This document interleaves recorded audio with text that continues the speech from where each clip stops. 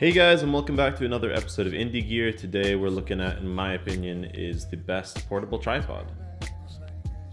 The Joby is a tool that I'm always going to be using from this point on. I'm going to have it in my bag 24/7, just carrying it with me everywhere I go.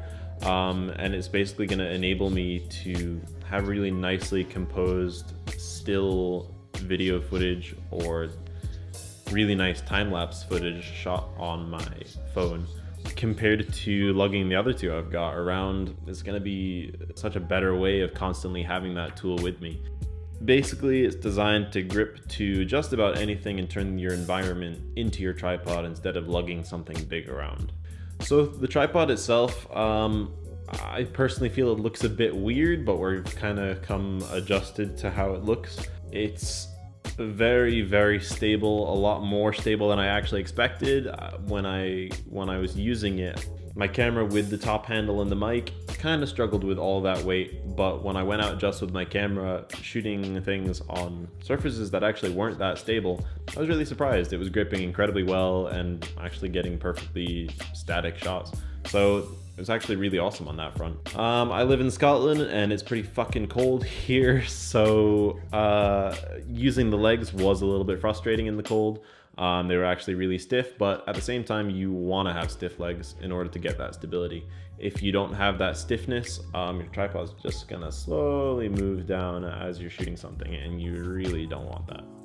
The ball head and the quick release I thought are actually really good quality. They're a little bit on the expensive side, so I was kind of hesitant to get them in the first place, but ultimately I think you'd kind of be losing out a lot of what this has to offer if you don't get the ball head and the quick release. The little leveler on the back of the quick release is actually a really good bonus as well, just because if you're working on some surface and you've got it built up over here, you want to make sure that you're actually getting the nice shot. So that's a really good positive thing about it. Generally, there's not much to dislike about it. It's a little bit on the expensive side, yeah, but I think it's a really versatile tool. You can take it everywhere. I'm going to use it for monitors, for lights, for microphones, for B-roll, for time lapses, maybe even A-roll when I'm in positions where I can't actually fit my big tripod in somewhere hidden in a corner or something like that. It's going to be a really, really good tool for that. Obviously, you can't get good movement on the ball head. You'd want a proper fluid head for that, but for stationary shots, it's kind of ideal. I really liked going out and shooting with it because it really changes your perspective when you're shooting. It forces you to kind of analyze your environment and say, right, how can I use this and see through the perspective of my environment, placing it on different objects instead of just putting a tripod right in the middle of the road or whatever.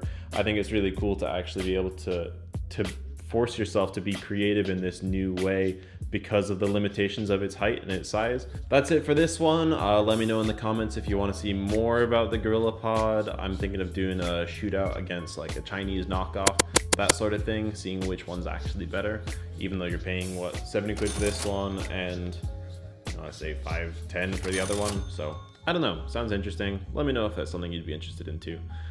If you like the video, like the video. If you want to see more content like this, subscribe, all that usual shit. Hopefully there'll be more stuff coming out every week or so.